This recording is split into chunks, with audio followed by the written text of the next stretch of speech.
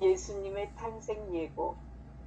여섯째 달에 하느님께서는 가브리엘 천사를 갈릴레아 지방 나자렛이라는 고을로 보내시어 다윗 집안의 요셉이라는 사람과 약혼한 처녀가를 찾아가게 하셨다. 그 처녀의 이름은 마리아였다. 천사가 마리아의 집으로 들어가 말하였다. 은총이 가득한 이여 기뻐하여라. 주님께서 너와 함께 계시다. 이 말에 마리아는 몹시 놀랐다. 그리고 이 인사말이 무슨 뜻인가 하고 곰곰이 생각하였다. 천사가 다시 마리아에게 말하였다. 두려워하지 마라, 마리아야. 너는 하느님의 총애를 받았다. 보라, 이제 네가 잉태하여 아들을 낳을 터이니 그 이름을 예수라 하여라. 그분께서는 큰 인물이 되시고 지극히 높으신 분의 아드님이라 불리실 것이다. 주 하느님께서 그분의 조상 다윗의 왕좌를 그분께 주시어 그분께서 야곱 집안을 영원히 다스리시리니 그분의 나라는 끝이 없을 것이다. 마리아가 천사에게 저는 남자를 알지 못하는데 어떻게 그런 일이 있을 수 있겠습니까? 하고 말하자 천사가 마리아에게 대답하였다. 성령께서 너에게 내려오시고 지극히 높으신 분의 힘이 너를 덮을 것이다. 그러므로 태어날 아기는 거룩하신 분, 하느님의 아드님이라고 불릴 것이다. 내 친척 엘리사벳을 보아라. 그 늙은 나이에도 아들을 잉태하였다. 아이를 못 낳는 여자라고 불리던 그가 임신한 지 6달이 되었다. 하느님께는 불가능한 일이 없다. 마리아가 말하였다. 보십시오. 저는 주님의 종입니다. 말씀하신 대로 저에게 이루어지기를 바랍니다. 그러자 천사는 마리아에게서 떠나갔다. 아멘. 네. 누가복음 예수 탄생 예고를 읽게 되는데 실제로 이제 우리가 맨 처음에 이 공부를 하려고 했던 건 사도 바울을 좀 알고 싶었어요. 그랬다가 사도 바울을 알려면 사도행전을 좀 읽어봐야 되겠다라는 생각이 들었고 사도행전을 시작하려고 이렇게 사도행전을 쭉 읽다 보니까 사도행전을 제대로 읽으려면 그 사도행전을 쓴 루카복음을 읽어야 되겠구나라는 생각이 들어서 누가복음을 시작을 했어요. 그래서 누가복음을 시작해 보니까 이 루카복음을 또 제대로 읽으려면 루카복음은 구약의 마지막 예언서 말라기서를 정확하게 본 다음에 봐야 되겠구나라는 생각이 들었어요. 왜냐하면 말라기서를 쓴 이후로 실제로 그러니까 근본적으로 이 세례자 요한의 탄생을 보려면 말라기서를 통해서 이제 더 이상 제사 행위는 중단하라. 나는 꼴도 보기도 싫다. 그리고 그 이후로부터 430년, 정확하게 430년, 400년 동안 없다가 드디어 세례자 요한을 통해서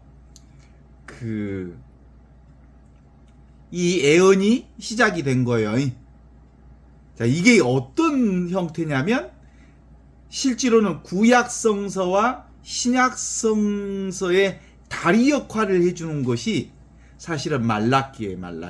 그 말라기와 구약의 마지막 말라기와 그거 중간을 연결해 주는 게 실상은 세례자 요한의 탄생을 통해서 구약의 역사가 신약의 역사로 옮겨지는 그 중간 단계 브릿지 역할을 하는 것.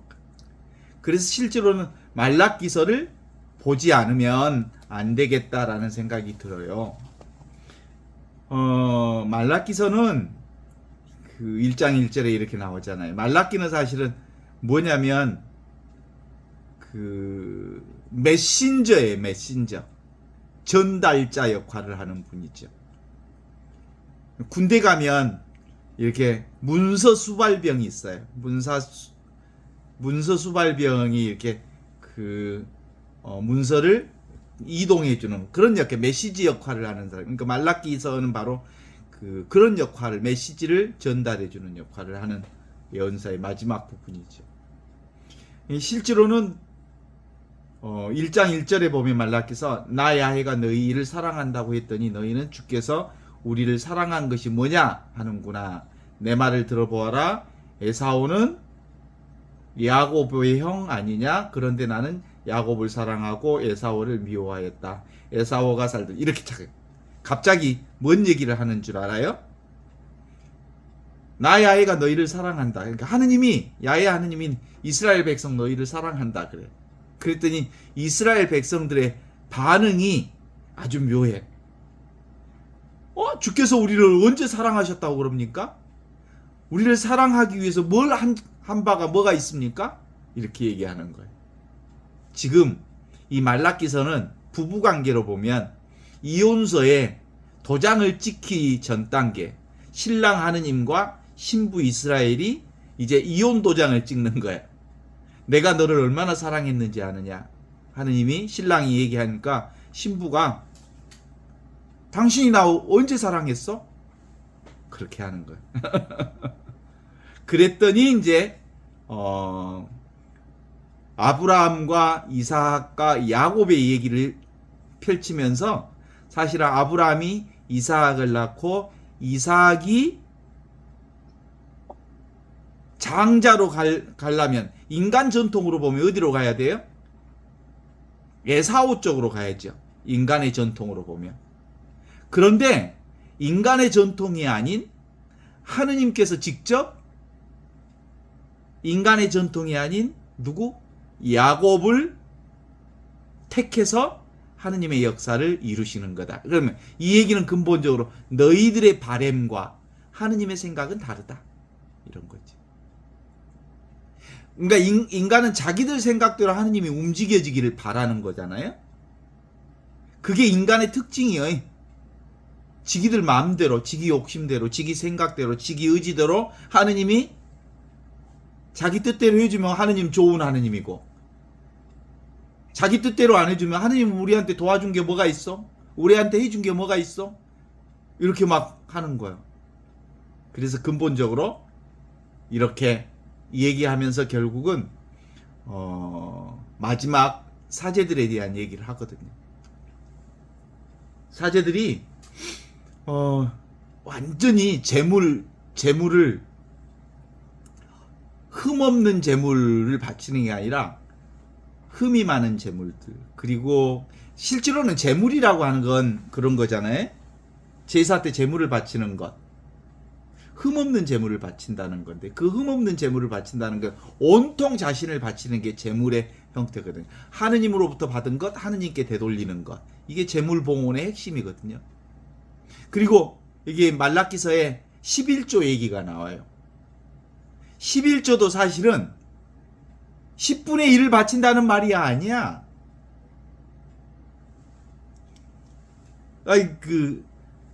해석하는 사람들이 10분의 1을 하느님의 몫으로 바친다 그러는데 그게 아니고 10은 전체지. 전체 중에 하나는 뭐예요? 첫 번째 것. 첫 번째 것은 가장 귀한 것. 그래서 늘 맛배를 바치는 것. 그 맛배를 바친다는 건 전부를 바치는 거거든요. 그렇죠? 하느님 것은 모두가 다 하느님께 거기 때문에 하느님께 돌린다는 의미로 하느님께 맛배를 바치고 첫 수확을 바치고 모든 것을 바친다는 의미가 사실은 봉헌의 의미인데, 나중에 이제 말라기서 보면 사람들이 거래해, 하느님하고 거래. 쬐끔 주고 많이 달라고 그래. 아까우니까 하느님께 쬐끔 주고 많이 달라고 하는 거예요. 하느님을 거래의 대상으로 보는 거지. 지금도 성당이나 교회나 그리고 제사를 지내는 곳이나 또는 불교에서나 모든 종교 행위는 거래 행위와 별반 다르지 않아. 인간의 행위를 통해서 복받는 행위. 구복행위죠, 구복행위. 봉헌하고 봉헌한 만큼 뭔가를 받으려는 하느님과의 거래 방식. 그런 제물은 지겹다. 더 이상 이런 제사는 바치지 말라. 이게 말라기서의 마지막 얘기거든요. 이제 제사는 그만. 꼴보기도 싫다. 그러면서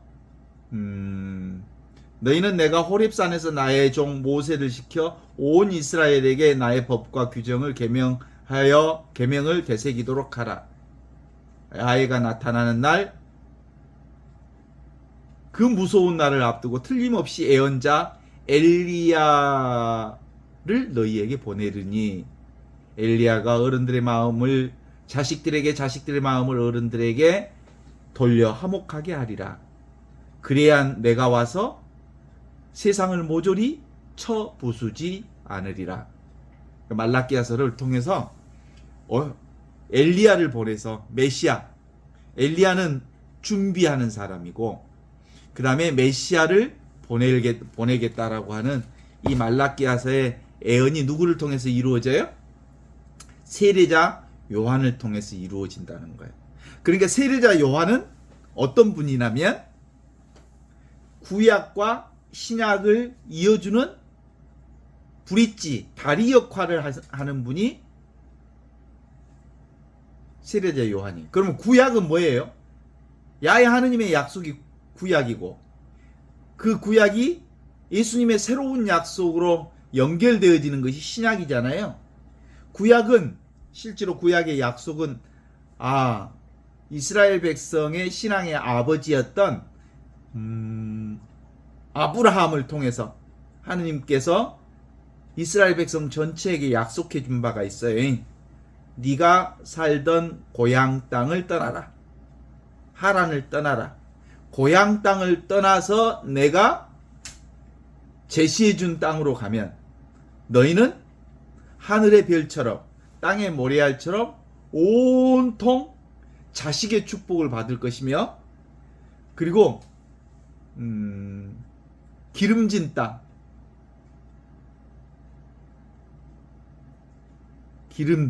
아주 기름진 땅을 가나안 땅에서 살 것이며 더 나아가서는 너희 복성은 대대로 축복을 받으리라. 이게 아브라함을 통해서 이스라엘 백성들에게 내려주신 하느님의 약속이거든요. 여기서 이제 핵심을 한번 봐요. 자, 어떻게 하면 이라고 들어있어요? 고향 땅을 떠나는 거예요. 익숙한 것을 떠나는 거예요. 이게 하느님을 사는 길이에요. 야훼 하느님을 사는 길은 익숙한 것을 떠나는 거예요. 익숙한 건 뭐예요? 익숙한 것은 자기 생각, 자기 의지, 자기 욕심, 자기 혈연, 그 다음에 학연, 지연, 인간의 방법들을 떠나면 하느님께서 너희들 모두에게 하느님의 방식대로 너희들을 축복해 주실 거다. 자식에 대한 축복, 그 다음에 땅에 대한 축복, 그 다음에 후손에 대한 축복을 내려주실 거다라고 하는 것이 뭐예요? 구약의 약속이거든요. 핵심은 그거예요. 익숙한 것을 떠나는 거예요. 그 익숙한 것이 인간으로서의 익숙한 것, 나로서의 익숙한 것. 첫 번째로 떠나야 할 게 뭐겠어요? 그러니까 익숙한 첫 번째 것은 기본적으로는 내가 있다고 하는 이 가장 우리가 내가 익숙한 곳이 뭐예요? 이 몸뚱아리가 나라는 생각이 가장 너무나도 강하게 익숙된 거죠. 이건 내가 아니거든요. 몸은. 그런데 이 몸이 익숙하니까 이 몸이 나라고 생각해요. 그 다음에 익숙한 게 뭐냐면 자아의식. 내 생각이 나라고 생각해요. 그래서 그 익숙한 것을 떠나서 뭘로? 하느님이 제시해준 땅으로 사는 거예요. 그게 무슨 땅이냐면 지금 있고 여기 있고 이 순간 이와 같이 살아있는 하느님의 현존, 무위진인, 위치 없는 참사람으로서 부활하신 하느님을 사는 거예요. 늘 항상 계시는 성령으로 살면 너희는, 그러니까 내가 없어지는 거예요. 나는 원래 없어. 세상도 따로 없어. 오직 내가 제시해 준 땅이 바로 뭐예요? 가나안 땅이 지금 여기 이 순간이에요. 그리고 그게 바로 하느님 나라예요. 그리고 그게 성령께서 사시는 곳이에요.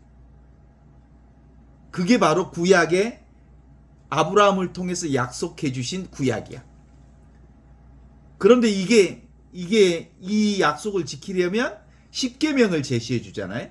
그 십계명이 바로 시나이 산에서 받은 십계명이거든요. 그 십계명이 바로 지금 여기 이 순간 이와 같이 살아있는 하느님의 현존을 살기 위한 10가지의 하느님의 계명이거든.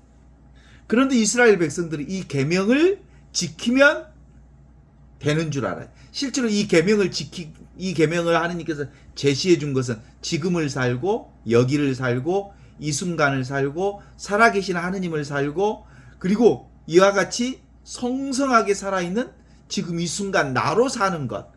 이것이 바로 하느님의 축복을 받는, 후손을 얻는, 그리고 기름진 땅을 사는, 그리고 영혼으로부터 하느님으로부터 은혜를 받을 수 있는 최고의 계명이 이 십계명으로 제시해 놨거든요.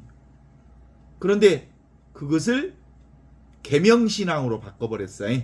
이 계명을 지키면. 그 다음에 그것을 어떤 신앙으로 바꾸냐면 성전 중심의 신앙으로 바꿔요. 그러니까 구약의 핵심은 계명신앙과 그 성전 중심의 신앙으로 묶어놔 버렸어. 신앙을. 그것을 종교행위로 바꿔버렸다고요. 신앙행위를 종교행위로 바꿔버렸다고요. 인간의 행위로 바꿔버렸다고요. 그래서 말라기를 통해서 이제 그런 성전행위 그리고 계명 중심으로 그런 신앙행위는 더 이상 꼴보기도 싫다. 그래서 막아놨던 거거든요. 그래서 이제 뭐가 노예살이를 하게 된 거예요? 성전 중심의 신앙으로 노예살이를 한 거예요. 그 다음에 율법 중심의 신앙으로 노예살이를 한 거예요. 그 노예살이가 몇 년? 400년. 그것이 뭐하고 비슷해요?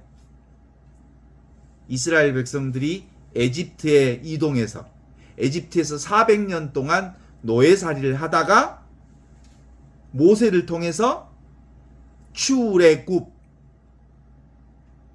모세를 통해서 하느님께서 이스라엘 백성들을 해방시켜준 역사와 유사하게 말라기서를 통해서 이 이스라엘 백성들이 율법으로 노예화되고 성전으로 노예화되었던 삶들이 어디로? 예수 그리스도를 통해서 온전한 해방 역사를 제2의 해방 역사를 맞이하는 거지. 그 첫 번째 예언자가 세례자 요한이 바로 구약과 신학을 이어주는 역할을 하면서 그 중간에 그 메시아를 예수를 통해서 드러내어 주셨다는 것 같아요. 그죠? 그래서 이제 세례자 요한의 등장 이후에 예수의 등장이 나와요. 예수의 탄생. 그게 오늘 읽었던 예수 탄생 예고를 듣습니다. 6째 달에 하느님께서는 가브리엘 천사를 갈릴레아 지방 나자렛이라고 하는 고을로 보내시어 다윗 집안의 요셉이라고 하는 사람과 약혼한 한 처녀를 찾아가게 하셨다.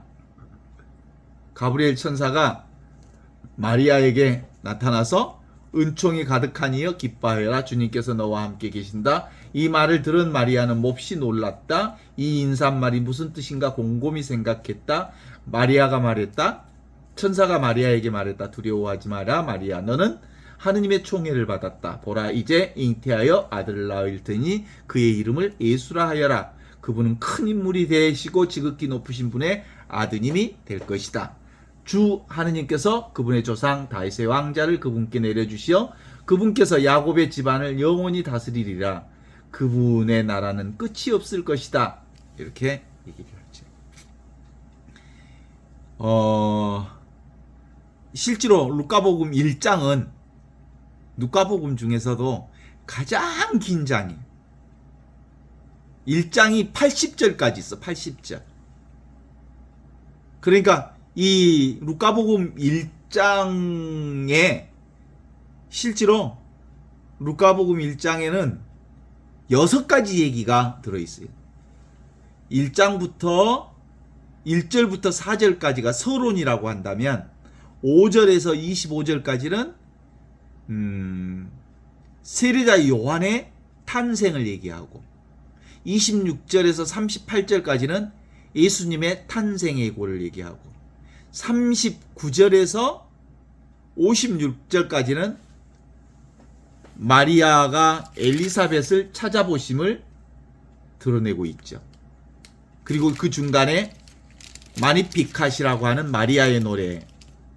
마리아의 노래를 재개하고 있고, 그 다음에 57절에서부터 79절까지는 세례자 요한의 출생에 대해서 얘기하고 있고, 그 중간에 지가리아의 노래가 들어있죠. 마지막에 이제 요한의 어린 시절과 젊은 시절로 얘기를. 그러니까 1장이 6개의 이 얘기를 동시에 묶어놓은 가장 긴 절이라고 말할 수 있어요. 이 1장의 핵심은 바로 예수 탄생을 얘기하고 있죠. 예수 탄생의 전제 조건에는 인간의 이해로는 알아들을 수 없는 비과학성, 비이성적 사실을 드러내어 보여주는 가브리엘 천사의 수태 예고를 드러내고 있죠.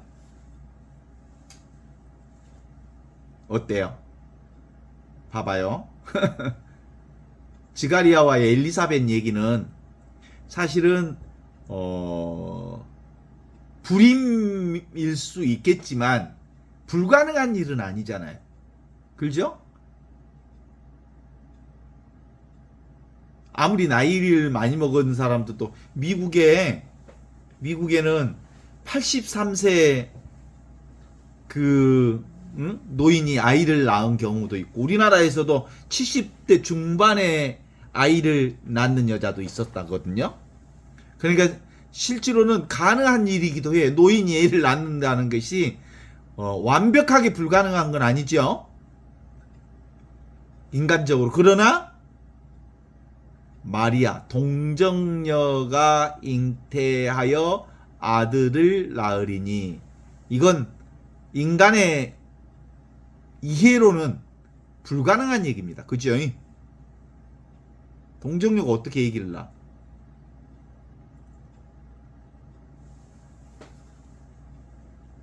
그 얘기를 듣고, 천사의 얘기를 듣고, 저는 남자를 알지 못하는데 어떻게 그런 일이 있을 수 있겠습니까? 라고 마리아가 말하자 천사가 마리아에게 대답했다. 성령께서 너에게 내려오시고 지극히 높으신 분의 힘이 너를 덮을 것이다.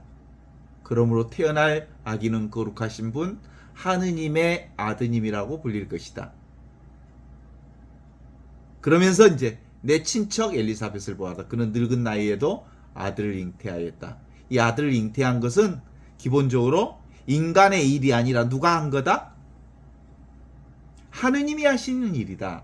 하느님이 하시는 일은 불가능한 것이 없다. 이렇게 얘기합니다.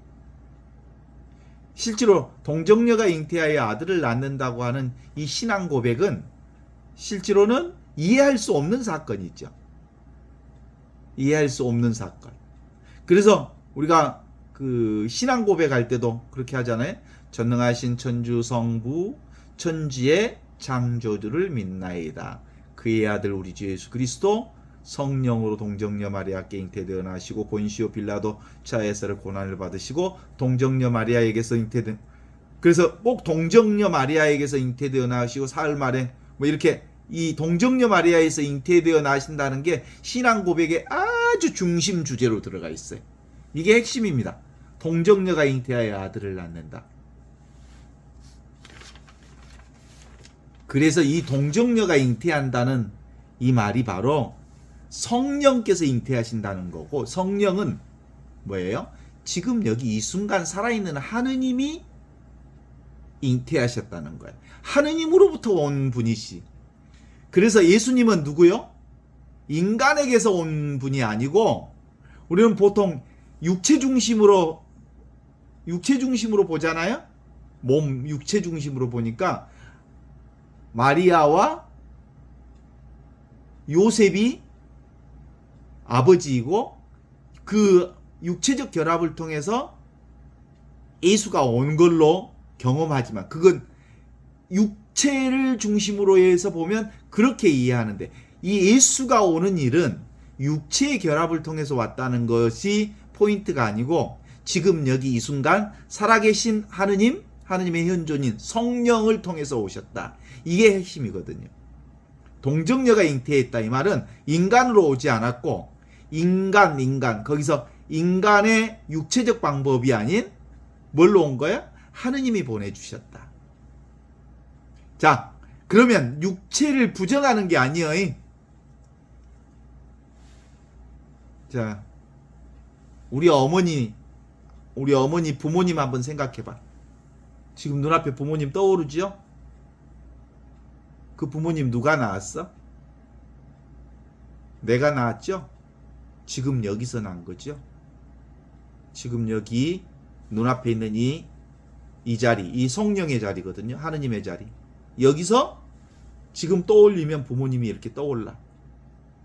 의식이 부모님을 창조하는 거예요.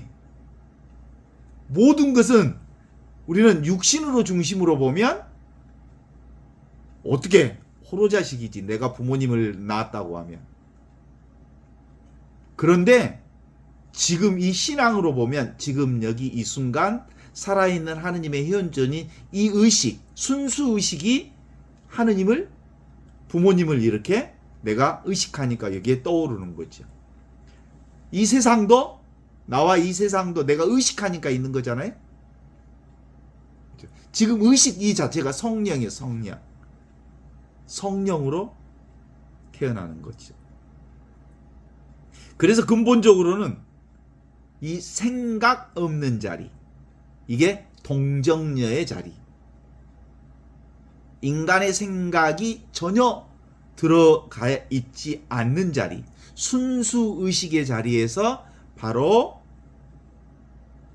동정녀가 잉태하여 아들을 낳으리니 그의 이름을 예수라 하여라 라고 얘기를 하는 거예요. 태어날 아기 거룩하신 분 하느님의 아드님이라고 불릴 것이다. 지금 여기서 하느님으로부터 태어났잖아요. 아무것도 없는 자리에서 나왔죠. 텅 비어서 모든 것을 알고 있는 이 자리에서 나왔죠. 그래서 거룩하신 분이거든. 지금 나는 어디서 나왔어요? 나의 생각도 지금 여기 이 순간 여기서 나온 거죠. 그러니까 나도 하느님의 거룩한 하느님의 아들이 되는 거죠. 그렇습니다. 그 C.S. 루이스라고 하는 영성가는 그렇게 얘기해요. 통상적으로 물이 포도주로 바뀌는 과정은 어떻게 물이 포도주로 바뀌어요? 포도나무가 뿌리에서 물을 빨아들여서 그리고 일정 기간이 지나면 포도 열매가 맺어서 그것이 포도즙이 되어서 나타나는 과정이 물이 포도주가 되는 과정이잖아요. 이게 C.S. 루이스가 말하는 자연 기적인 거예요.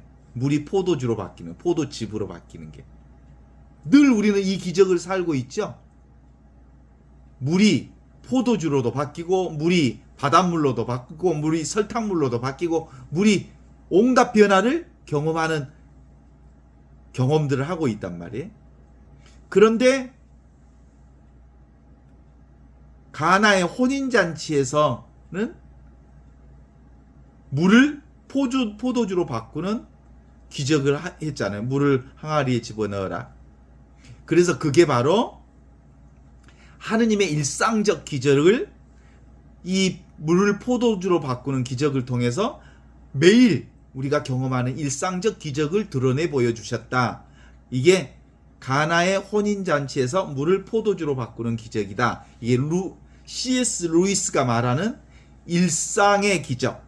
그것이 예수님을 통해서 보여주시는 물이 포도주로 바뀌는 기적이었던 것처럼 우리 인간은 모두 다 실제로 부모님을 통해서 우리가 이 세상에 육신이 태어나는 것은 겉으로 드러나는 거잖아요. 그러나 없던 게 어떤 과정을 거치잖아요. 부모의 그 유기체가 결합해서, 그리고 거기서 한 달, 두 달이 되면 오장육부가 생기고, 그리고 뼈가 생기고 살이 생기고, 그렇게 해서 사람이 태어나서 낳은 과정이 있잖아요. 그것을 하나로 생략하면 뭐가요? 텅 비어 있는 데서 어떤 결과물이 드러나는 거잖아요. 없는 데서 있는 것이 드러나는 거죠. 그것이 바로 하느님께서 하시는 일이다. 전체를 통괄해서 순간으로 보면 하느님께서 만드시는 거다. 그죠? 지금 여기 이 순간 하느님의 의식이, 그리스도의 의식이 그렇게 만드는 거거든요. 실제로 그래요. 우리가 손가락을 이렇게 깜짝깜짝 움직이는 게 너무 당연하지요? 이 기적이요, 기적. 이게 내가 움직이는 게 아니고 사실상 누가 움직이는 거냐면 우주가 움직이는 거죠. 하느님이 움직이는 거죠. 내가 말하는 것 같지만 내가 말하는 게 아니라 지금 여기 이 순간 살아있는 하느님이 움직이는 거예요. 기적 아닌 게 없죠. 걸어가는 게 기적이고, 움직이는 게 기적이고, 변화하는 게 기적이고, 온갖 것은 다 실제로 성령 안에서 보면 하느님께서 하시는 일이다, 이렇게 보는 거지. 그런 의미에서 동정녀가 잉태하여 아들을 낳은 그 사건은 하느님의 사건, 성령을 통해서만 이해될 수 있는 하느님의 사건임을 드러내 보여 주신 거다, 이렇게 말할 수 있지 않겠습니까?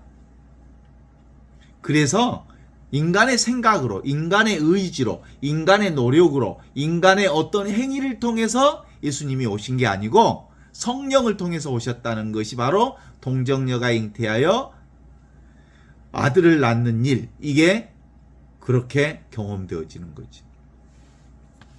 우리는 이 신앙, 그리스도교 신앙이 아닌 사람들도 잘 아는 일이 있어요. 공술의 공수거라는 말을 하잖아요. 공술의 공수거가 바로 공에서 텅 비어 있는 자리에서 아무것도 없는 빈손에서 이 세상에 나왔다가 다시 우리가 빈손으로 돌아가는 것, 그것이 우리 인생사 전반의 일이라고 고백하고 있는데, 사실상 일상생활도, 우리의 일상생활도 알고 보면 공술의 상태에서 일상생활을 하고 있는 거죠. 텅 비어 있는 것에서 오늘 하루도 뭔가 했는데 아무것도 없는 자리에서 이루어진 일이잖아요. 생명이 오는 것도, 일상생활을 하는 것도, 우주가 돌아가는 것도, 지금 여기 이 순간 살아있는 하느님, 하느님의 현존, 텅 비어 있는 자리에서 온갖 것들이 일어나는 일이죠. 염상섭은 사람이 태어나는 것을 보고, 아이 태어나는 것을 보고 뭐라고 얘기하냐면 발가락이 닮았다고 그랬잖아요. 얼마나 신기했겠어. 아들 나고 어쩜 이렇게 이런 애가 나왔을까. 그건 실제로 육신을 중심으로 해서 봐도 이건 너무너무 신비하다. 어쩌면 저런 놈이 여기서 나왔을까. 실제로는 모든 것은 하느님께서 해주시는 일이다 라고 고백하는 것이 마리아 처녀 잉태의 핵심이라고 말할 수 있습니다. 그래서 이건 근본적으로 성령께서 우리를 통해서 이루시는 일이다 라는 거 말할 수 있죠.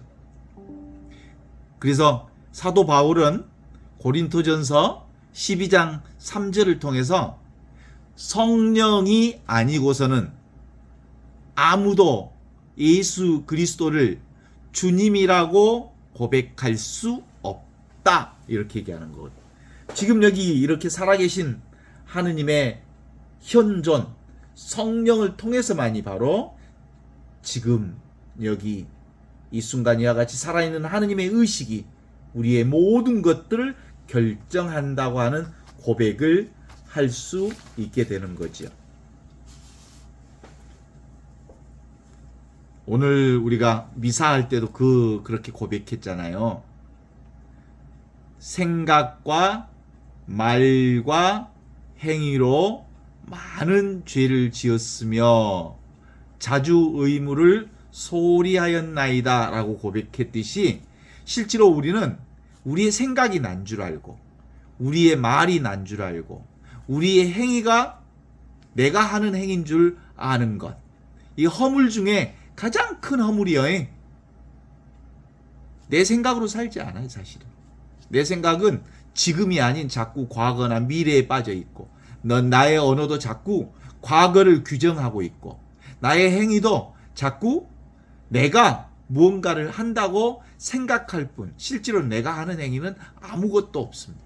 오직 지금 여기 이 순간 이와 같이 살아있는 하느님의 현존이신, 이렇게 생생하게 살아있는 그리스도께서, 성령께서 하시는 일이라고 볼 수 있는 거죠. 우리 인간의 기본 구조는 모든 사람들이 내가 이렇게 경험하고 있는 나의 육신과 나의 몸이 나라고 하는 것으로 착각하는 한계를 가지고 있어요. 그래서 예수 그리스도를 얘기할 때도 자꾸 예수 그리스도의 육신, 몸을 중심으로 해서 예수 그리스도를 보려고 해요.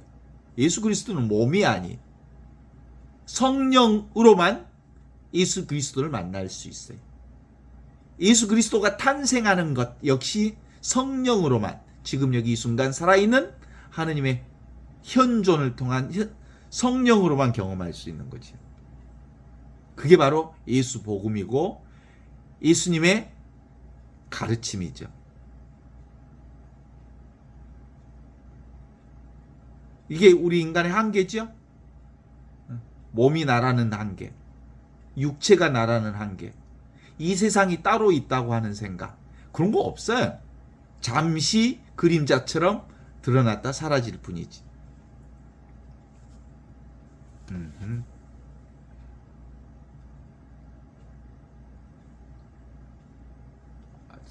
IMF 이후에 대우라고 하는 큰 대한민국의 어마어마한 큰 기업이 사라졌어요. 없어요.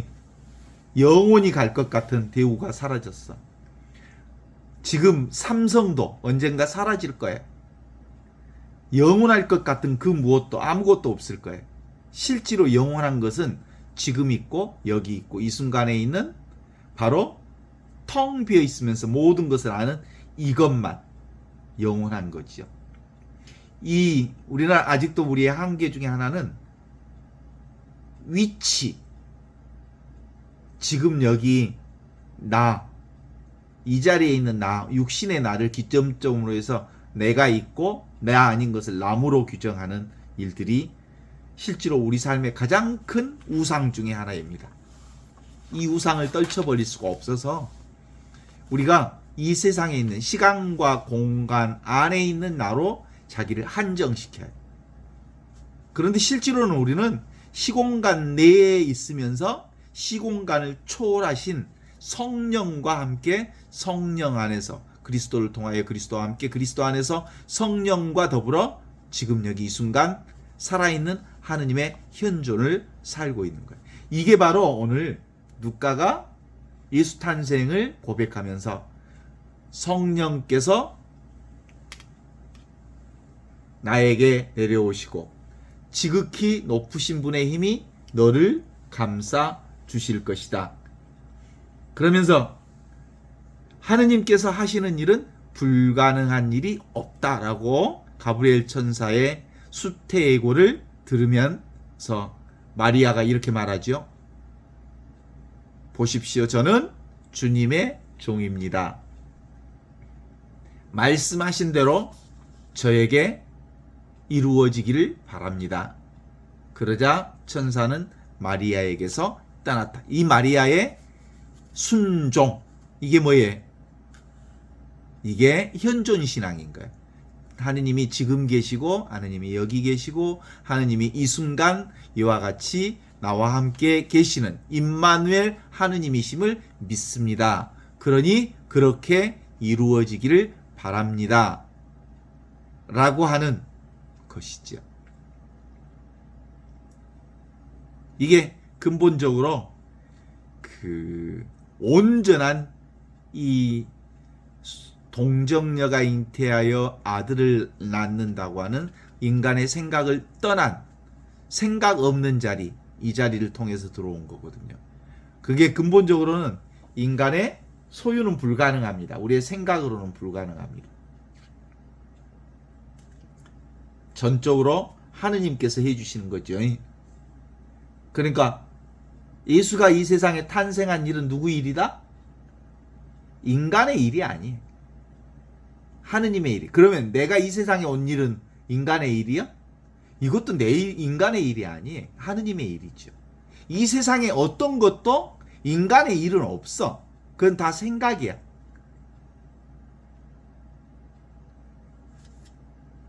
지금 우리가 살고 있는 그 모든 것도 인간이 하는 일은 일도 없다고. 그래서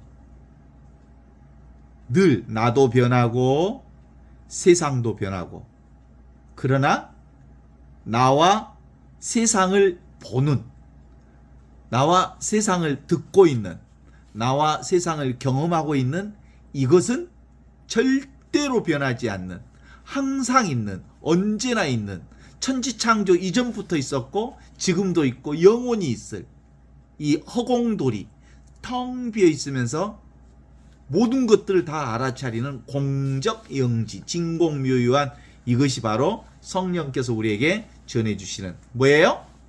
동정녀가 잉태하여 아들을 낳는 신앙.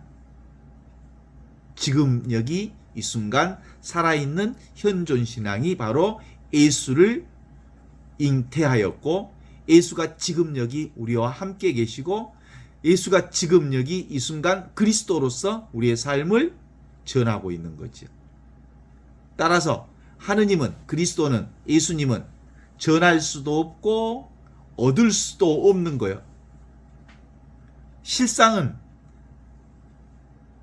동정녀의 예수 잉태는 없는 자리에서 예수가 온 게 아니라 원래부터 있던 하느님의 현존을 우리가 발견하는 거죠. 내가 나를 발견하는 행위가 예수 탄생의 신앙 체험입니다.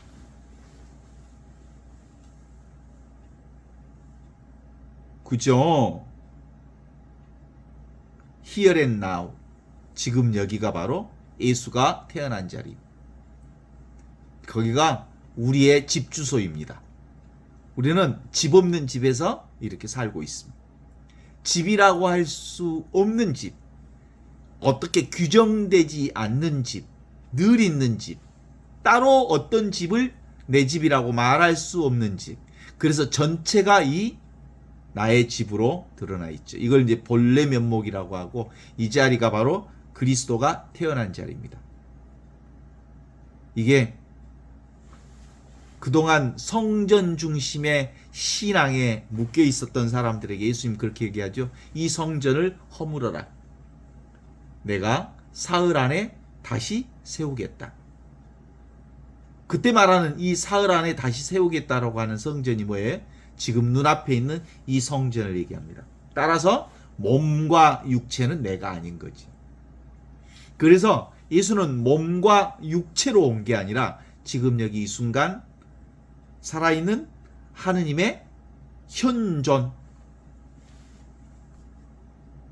그래서 오직 그리스도가 있을 뿐, 오직 성령뿐이라고 하는 것을 이 신앙, 동정녀가 잉태하여 아들을 낳는 이 임마누엘 신앙이 아니고서는 예수 그리스도를 알아차릴 수 없습니다. 예수 그리스도를 알 수 없다는 건 내가 나를 알 수 없다는 얘기죠.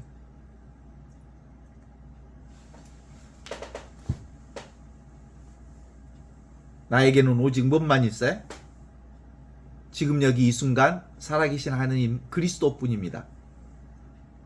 그리스도 안에서, 그리스도를 통하여 성령 안에서만 드러나는 이것뿐이죠. 그 나머지는 사실 다 뭐예요? 거짓입니다. 거짓. 우리의 생각으로 꾸며낸 겁니다. 사실이 아닙니다. 진짜는 뭐예요? 직접적인 이겁니다. 직접적인 이거. 보는 이것이 예수님이죠. 듣는 이것이 그리스도이고요. 보고 있는 이것이 그리스도이고요. 영원한 이것. 그래서 이것은 없이 계시는 하느님. 없는 데 있어. 안 보이죠? 봐봐요. 제가 요거 한번 해볼게요.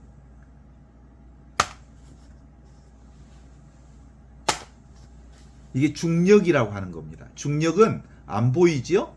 그런데 중력이 작용하지요. 이 이온칙입니다. 이온칙. 경험되지 않는데 매 순간 작용하고 있어요.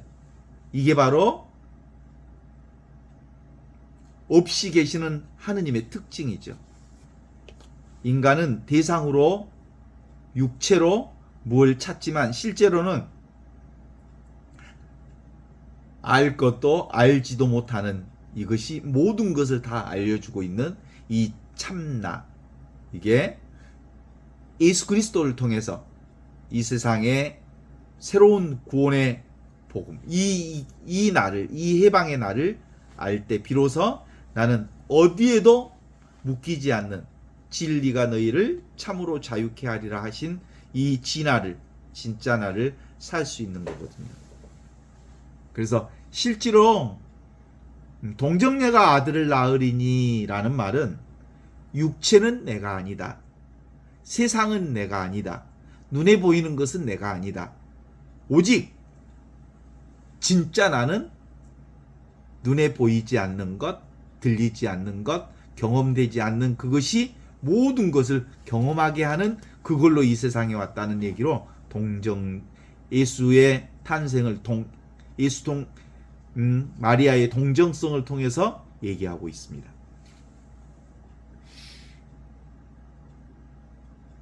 근데 지금도 이 얘기를 들으면 영적 물질주의에 익숙한 것을, 하느님을, 영적인 것을, 진리를 물질주의 방식으로 이해하려고 하는 사람에게는 도무지 이해될 수 없는 상황. 그래서 자기 몸이 내가 아니라고 그러면 진짜 어려워해요. 오히려 분명하게 이렇게 꼬집으면 아프고 만지면 느껴지는 이 몸이 내가 아니라고? 아이, 그러면 이 몸이 나라고 하면, 이 몸이 나라고 진짜 확신한다면 이 몸을 내 거니까 내 마음대로 할 수 있어야지. 자기 몸을 자기 마음대로 할 수 있는 사람이 있어요? 자기 것인데 왜 아파? 자기 몸이? 네? 내 것이 아니기 때문에 아프지. 그죠? 그래서 온갖 대상은 내가 아니라고요. 진짜 나는 실제로 온갖 실질적인 나는 없는데 있어. 그 있는 것이 온갖 것을 다 작용시키고 있는 것. 이게 진짜 나라는 걸 알게 될 수 있는 거지. 그러니까 이제 많은 사람들이 이 육신이 나라고 하는 것으로 생각하고 있기 때문에 그 육신, 내가 마음대로 세상을 살려고 하는데 세상이 마음대로 안 되거든. 너무 힘들어. 근데 실제로는 이 없이 계시는 하느님의 본성이 나라고 생각하면 주어지는 대로, 경험하는 대로, 우리가 사는 그대로 다 온전히 나라는 걸 알기에 고통이 오면 고통을 받아들이고, 즐거움이 오면 즐거움을 받아들이고, 어떤 경험이든 모두 다 나의 경험이기 때문에 나의 경험을 온전히 수용하는 일로서 이 일을 살면 되는 거거든요. 어때요? 이게 되게 어렵죠? 사람들에게? 내가 따로 있다고 생각하는, 여기 잘 안 벗어나요. 이게 성령의 인도하심이 없고서는 도무지 벗어날 수가 없어요.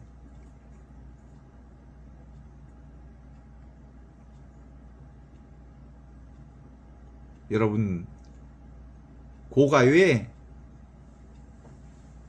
고통이 왜 올까요? 고통을 통해서 이 고통을 알아차리는 나를 경험할 수 있도록, 나를 경험할 수 있도록 고통이 와요.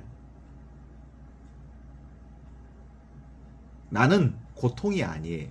고통이 메신저로 나를 가리키고 있는 것. 모든 사건은 내 눈앞에서 목전에서 일어나지만 그 사건이 나를 괴롭히나요? 나는 괴롭힐 수 없어요. 나를 통해서 드러난 사건이지. 보통 그래서 고통이 있는가 하면 그 사건 이후에 고통이 스쳐갔다는 걸 알아요. 그렇죠?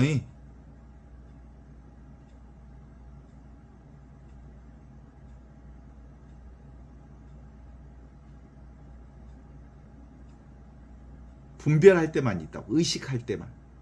의식하지 않으면 없어요.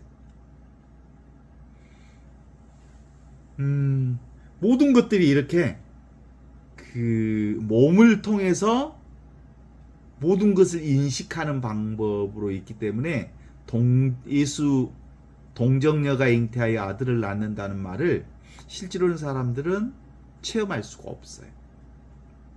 여기서 다 걸려 넘어져요. 동정녀가 아들을 낳는 일은 동정녀가 아들을 낳았다라고 하는 육체의 관점으로는 이해할 수가 없는 부분이에요. 주님의 성령께서 그 예수 탄생의 주도권을 행사하셨다, 이렇게 볼 때만 가능한 거거든요. 그 머리로 이해하는 건 안 돼요. 그래서 세상에 엄청난 고독감과 소외감과 분노라고 하는 것도 다 지금 이 자리에서 일어나는 거거든요. 그래서 이 미사라고 하는 것도 사실상 위치 없는 참 사람으로서의 그리스도의 변화를 경험하는 거고, 그리스도의 변화를 기억하는 게, 사랑의 변화를 기억하는 게 미사라고 보는 거거든요. 미사는 기억하는 거거든요. 하느님의 사랑으로 우주 만물이 탄생하고 지금 이 순간도, 그리고 매 순간의 변화도 바로 그리스도의 변화라고 하는 것을 알아차려서 그 하느님께 공동체가 함께 감사의 미사를 봉헌하는 거거든요. 인지의 변화, 생각의 변화, 감각의 변화, 그 모든 것을 아는 이것은 절대로 변화되지 않고 부동한 이것을 통해서 모든 변화를 다 경험하거든요. 그래서 요즘에는 진짜로 AI가 인간의 모든 것을 다 해요. 우리 인간은 뭐가 나라고 생각하냐면 에고가 나라고 생각하잖아요. 생각하는 게 나라고 생각하잖아요. 그래서 이제는 AI는 완전히 인간이 하는 모든 것을 앞으로 다 대신할 수 있거든요. 그러니까 인간의 지식을 다 혼자 사고해요. AI가 사고하고 판단하고 결정하는 모든 일을 AI가 다 할 수 있어요. 그런데 우리 그동안 인간은 사고하고 판단하고 그 판단에 대한 결정을 인간이 할 수 있다고, 인간만이 할 수 있다고 생각했잖아요. 이제 AI가 대신 다 해줘요. 그러니까 이제는 뭐 할까? 인간이 자기가 생각하는 일을 대신 해줘요.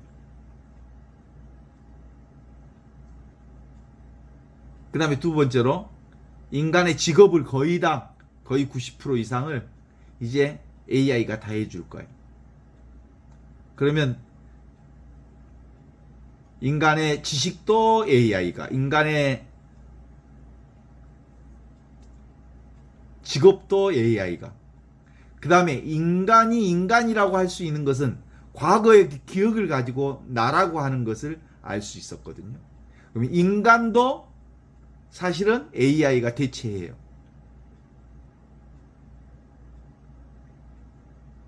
자, 그러면 뭐만 남아요?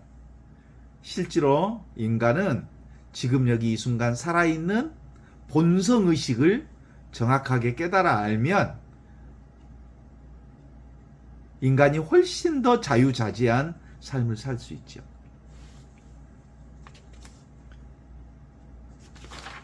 기본적으로 오늘 우리가 이 얘기를 하는 건 동정녀가 잉태하여 아들을 낳으리니 그의 이름을 예수라 해라라고 말했을 때 동정성, 마리아의 동정성은 순수의식을 얘기한다. 본성의식을 얘기한다. 원래부터 있던 하느님의 이 의식, 그게 바로 다른 말로 얘기하면 천지가 창조되기 전에 말씀이 계셨다. 로고스가 있었다. 모든 것은 말씀으로 창조되었고 말씀 없이 창조된 것은 아무것도 없다.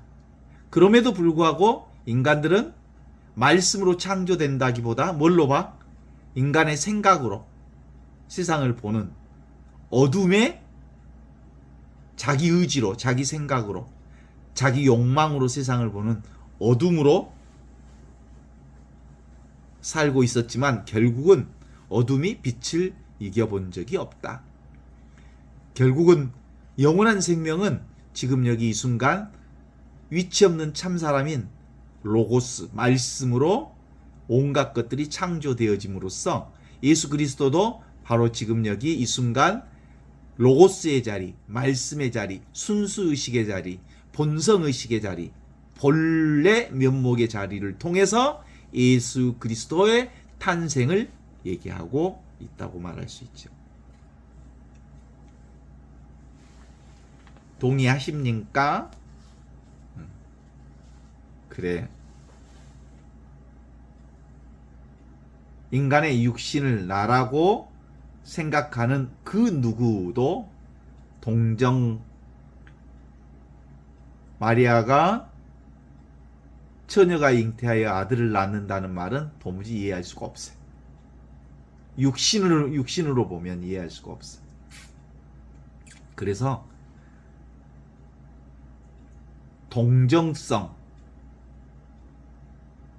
동정녀가 잉태한다고 하는 것은 기존 방식을 버릴 때만 가능합니다. 영적 물질주의가 아닌 물질주의 방식을 내려놓을 때 비로소 성령께서 우리와 함께 계셔서 이 지금 여기 이 순간 살아있는 하느님의 현존을 통해서 세상 모든 것들이 드러난다는 것을 깨달아 알게 되는 거죠.